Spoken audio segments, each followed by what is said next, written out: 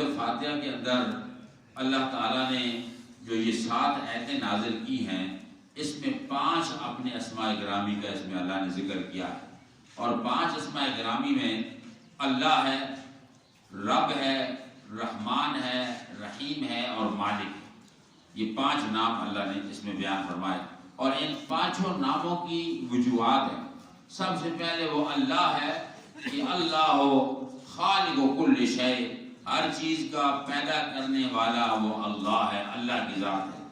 تو جب قیامت کا دن ہوگا اور سارے لوگ اللہ کی بارگاہ میں جائیں گے تو اللہ تعالیٰ اس وقت پوچھے گا کہ لمن الملک اليوم، مجھے بتاؤ آج بادشاہی کس کی ہے؟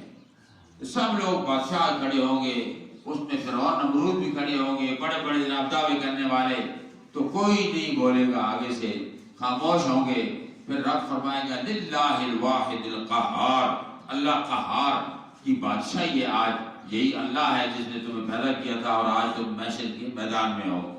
اور اس کے بعد فرمایا رب، دوسرا نام رب بیان کیا، کیونکہ پیدا کرنے کے بعد پالنا پڑتا ہے، پالنے کے بغیر کوئی بندہ بڑا نہیں ہوتا۔ کوئی چیز بھی آپ بنائیں، انڈسٹری بنائیں، مسجد بنائیں، اس کو سنبھالنا پڑتا ہے، انڈسٹری بنائیں اسے سنبھالنا پڑتا ہے اور اس کا سارا نظام کرنا پڑتا ہے۔ تو اس لیے فرمایا اللہ وہ اس لیے ہے کہ اس نے پوری دنیا کو پالا ہوا ہے، اور ہر ایک جانور بھی اس نے پالے ہوئے ہیں، اور ہر چیز اللہ رب العالمین نے پال کر رکھی ہوئی ہے۔ اور مزے کی بات یہ ہے کہ اپنی شان میں رب نے فرمایا الحمدللہ رب العالمین، تمام تعریفیں اللہ کے لیے ہیں جو عالمین کا رب ہے، لیکن اپنے محبوب کی شان میں فرمایا وما ارسلناک الا رحمتا للعالمین، جہاں تک میری ربوبیت ہے، جہاں تک میں پال رہا ہوں اے میرے محبوب تو وہاں تک کے لیے رحمت ہے۔ یعنی رحمت جو ہوتی ہے زحمت کا ضد ہے، زحمت کا ضد رحمت ہے، اور رحمت جو ہوتی ہے وہ مشکل سے نکالنے کے لیے، پریشانی سے نکالنے کے لیے، بیماری سے نکالنے کے لیے۔ مثال کے طور پر ایک بیمار آدمی ہے، علماء کرام نے فرمایا کہ بیمار جو آدمی ہے وہ مر رہا ہے، اسے اٹیک ہو گیا، اب اٹیک کی صورت میں اسے ضرورت کس کی ہے؟ رحمت کی ضرورت ہے۔ کوئی بندہ اگر اسے کھانا پیش کرے حضور قبول فرمائے، اسے وہ نہیں چاہیے۔ جوڑا کپڑوں کا پیش کرو، اسے وہ نہیں چاہیے۔ جوتے پیش کرو، اسے وہ نہیں چاہیے۔ جہاز کا ٹکٹ پیش کرو، یہ عمرے کا ٹکٹ ہے، اسے نہیں چاہیے۔ اس وقت وہ مر رہا ہے، اسے زندگی چاہیے، اور زندگی کے لیے اسے ایک راحم چاہیے، ڈاکٹر جو جانتا ہو۔ اور ڈاکٹر جب اس کا ہوگا تو اس ڈاکٹر کے لیے پہلی بات یہ ہے کہ 4 باتوں کا ہونا ضروری ہے، فرض ہے، واجب ہے۔ پہلی بات یہ ہے کہ وہ ڈاکٹر زندہ ہو، مردہ نہ ہو۔ اگر ڈاکٹر مردہ ہے تو وہ اس کا علاج نہیں کر سکے گا، یہ تو سب لوگ جانتے ہیں، یہ تو فطری بات ہے۔ اور دوسرا یہ ہے کہ ڈاکٹر جو ہو وہ اس کے قریب ہو، دور نہ ہو۔ ڈاکٹر امریکہ بیٹا بیٹھا ہوا ہے، یہ یہاں ہے تو فون پر کیا کرے گا؟ فلانی گولی دیکھو، کچھ کہے گا، وہ دوسری کہا جائے گا، تو پھر پریشانی جائے گی، نہ مرض رہے گا نہ مریض۔ اس کا قریب ہونا ضروری ہے، نمبر 2۔ نمبر 3، اس کا مریض کی تشخیص کرنا ضروری ہے کہ اس کو بیماری کیا ہے۔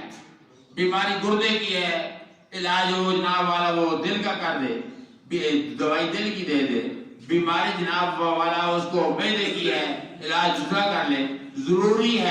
ضروری ہے کہ اس کی بیماری کی تشخیص کرے، وہ جانتا ہو کہ بیماری کیا ہے اور اس کا علاج کیا ہے، نمبر 2۔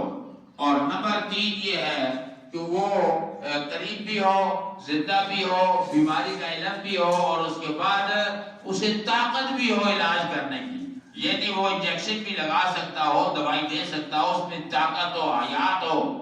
اگر مرا ہوا بھی نہیں کر سکتا، وہ بھی نہیں کر سکتا، تو علماء فرماتے ہیں کہ جب آپ نے اللہ نے فرمایا میرا محبوب رحمت ہے عالمین کے لیے، اور میں رب ہوں، رب کو تو مان رہے ہو، رب کو تم نے دیکھا نہیں ہے، کسی نے رب کو نہیں دیکھا، دنیا دیکھ رہے ہو، اس لیے تو ڈر یہ مانتے نہیں، وہ کہتے ہیں ہم نہیں مانتے جی، رب کے طرف دکھاؤ۔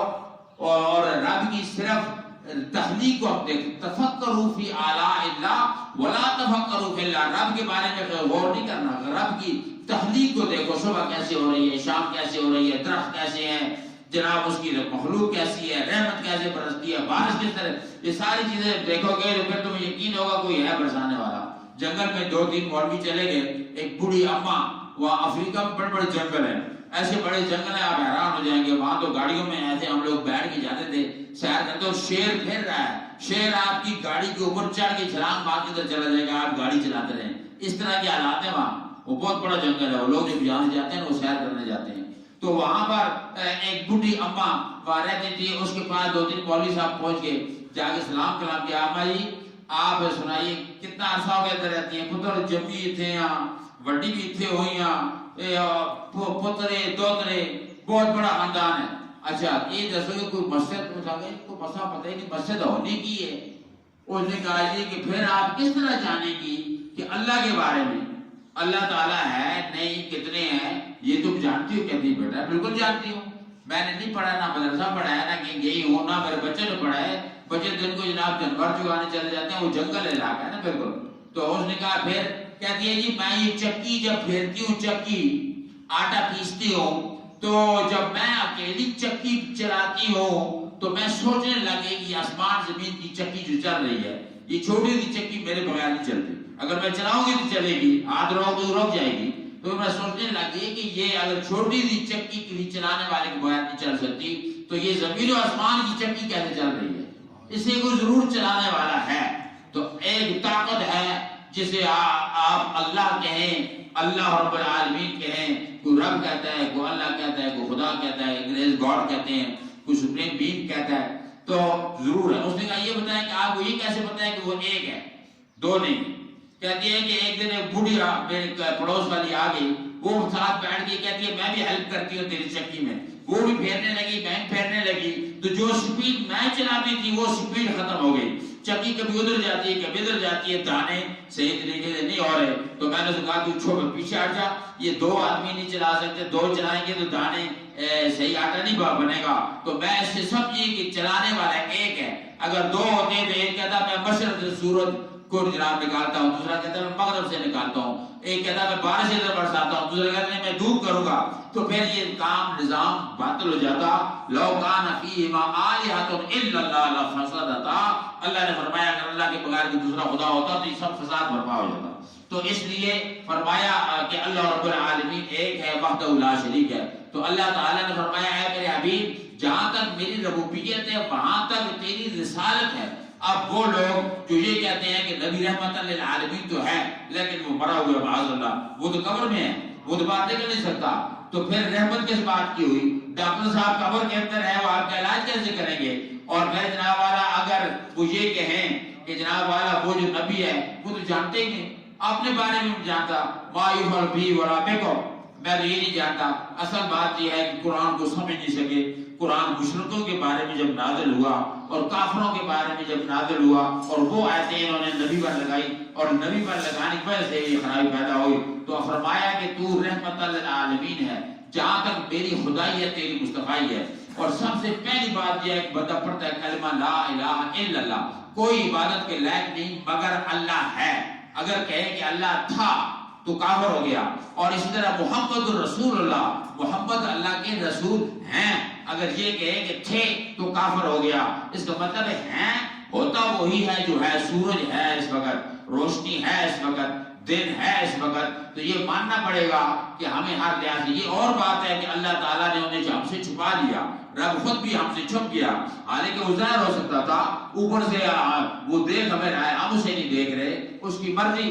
تو اس نے اپنے پیاروں کو ہم سے ہمارے سامنے جناب ہم سے اوجل کر دیا تاکہ ان کا ایمان بالغیب کیسا ہوگا، تاکہ پتہ چلے کہ یہ ایمان بالغیب کیسے لگائیں گے. ایسے ایمان کا ہر پتہ لگاتا ہے. حضور علیہ السلام کوئی سورج کو موڑنے کے لیے تو نہیں آئے تھے، چاند کے 2 ٹکڑے کرنے تو نہیں آئے تھے، پتھروں سے کلمہ پڑھانے تو نہیں آئے تھے. یہ تو کافروں کے لیے کیا آپ نے.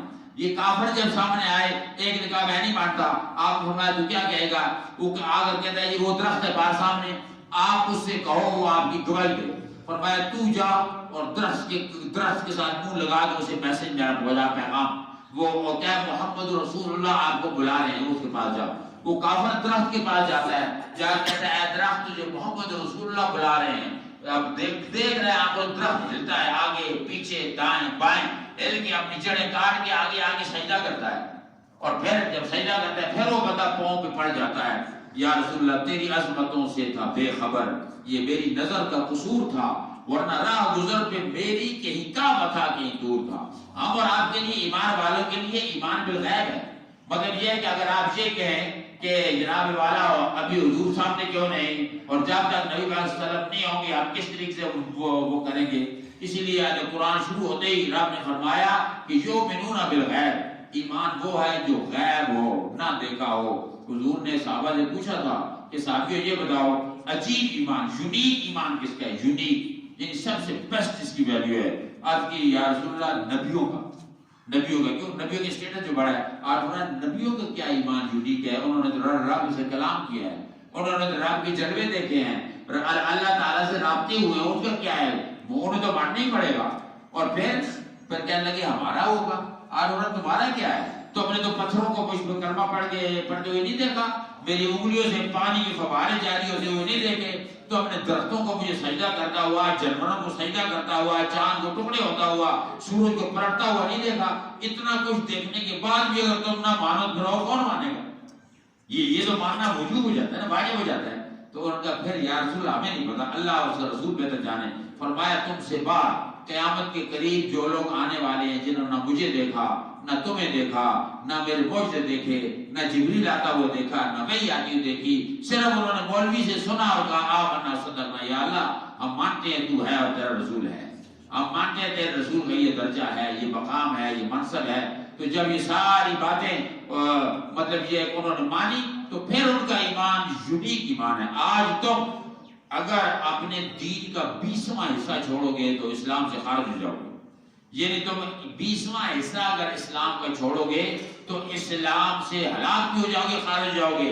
لیکن وہ زمانہ ایسا ہوگا کہ اگر صرف 20ویں حصے پہ عمل کر لے گا بندہ تو وہ کامل مومن ہوگا، پکا مومن ہوگا۔ اب اتنا دور، یہ وقت جو ہے یہ اتنا فتنے والا دور ہے، اس دور میں لوگوں کے پاس وقت نہیں ہے، لوگ صرف پیٹ کی پوجا میں لگے ہوئے ہیں، نماز کا ٹائم نہیں چلا۔ اب دو رہ رہی ہیں جناب تراویحاں تو 1.5 سال بھی نہیں ہوتی رات کو تراویحوں میں، تو یہ حال بنا ہوا ہے۔ تو اس کا مطلب یہ ہوا کہ ہم اللہ سے اگر ہم مانگیں یا اللہ میرا حال دیکھ، دعا کرتے ہیں مطلب روتا ہے یا اللہ میں پریشان ہوں میرا حال دیکھ، آگے سے جواب آتا ہے پہلے اپنے اعمال دیکھ۔ ہم تو مائل بکرم ہیں، کوئی سائل ہی نہیں، راہ دکھائیں کسی کوئی راہ رہے منزل ہی نہیں، تو منزل کی طرف جانے والے نہیں ہو۔ تو اس کا یہ مطلب ہوا کہ ہم جب تک ایمان میں پختگی پیدا نہیں کریں گے، جب تک ہم اللہ تعالیٰ سے لو نہیں لگائیں گے، دنیا کے سہارے توڑیں گے نہیں، اس وقت تک ہماری مشکلات نہ حل ہو سکتی ہیں، نہ ہم پر عقدے کھل سکتے ہیں۔ یہ ساری گریں لگی ہوئی ہیں، یہ عقدے کھلے اللہ والے جو اللہ کے ولی بنے ہیں ان پر یہ عقدے کھلے ہیں تو تب وہ اللہ کے قریب ہوئے ہیں۔ کوئی جناب داتا گنج بخش ہزاروں سال نہ جانے کتنے سینکڑوں سال دنیا میں چلے گئے، آج کی دنیا انہیں یاد کرتی ہے۔ تو میرے دوستوں دعا فرماؤ اللہ رب العالمین ہم سب کو ہدایت نصیب فرمائے، اپنی معرفت نصیب فرمائے، شہر رمضان کی برکت نصیب فرمائے۔ ہمارے والدین کریمین، ہمارے جتنے بھی دوست ہیں، آپ جتنے ہیں، جناب ملک صاحب ہیں، ان کے والدین، ہمارے والدین جو دنیا چلے گئے ان کی اللہ مغفرت کرے، اللہ انہیں جنت میں جگہ عطا فرمائے۔ وہ محتاج ہیں، وہ دعاؤں کی انتظار کر رہے ہیں کب میرا بیٹا ہاتھ اٹھا کے میرے لیے دعا کرے گا۔ حدیث میں آتا ہے کہ بندے کی جب مریں گے تو وہ جنتی ہوں گے لیکن قیامت کے دن جنتی ہو کے اٹھیں گے۔ یا رسول اللہ وہ کیسے؟ فرمایا پیچھے دعا کریں گے ان کے بیٹے سے، صدقے خیرات دیں گے، یا اللہ سب کی مغفرت کر، فلسطین و کشمیر کو آزاد فرما، یا اللہ تعالیٰ اس ملک پاکستان کو آباد فرما، ساری دنیا کے مسلمانوں کو آباد فرما، اللہ تعالیٰ بیماروں کو شفا عطا فرما، ہمارے جو ضعیف حضرات ہیں ان کی مدد فرما، رزق حلال عطا فرما، محتاجیاں دور فرما، اس مسجد شریف کی تعمیر ترقی میں سب کو حصہ لینے کی توفیق عطا فرما، اس کو تو کمپلیٹ فرما۔ اللہ تعالیٰ ہم سے وہ کام کرا جس میں تو راضی تیرا حبیب راضی ہو۔ جو حضرات آج حصہ لے رہے ہیں، اس میں مسجد میں حصہ لیا، رات کے پروگرام میں جو حصہ لیں گے، یا اللہ تعالیٰ ان سب کی حاجات پوری فرما، افطاری میں جو حصہ لے رہے ہیں ان کی حاجات پوری فرما۔ صلی اللہ تعالیٰ علیہ سیدنا محمد خاتم النبیین وعلی آلہ وصحبہ اجمعین برحمتک یا ارحم الراحمین۔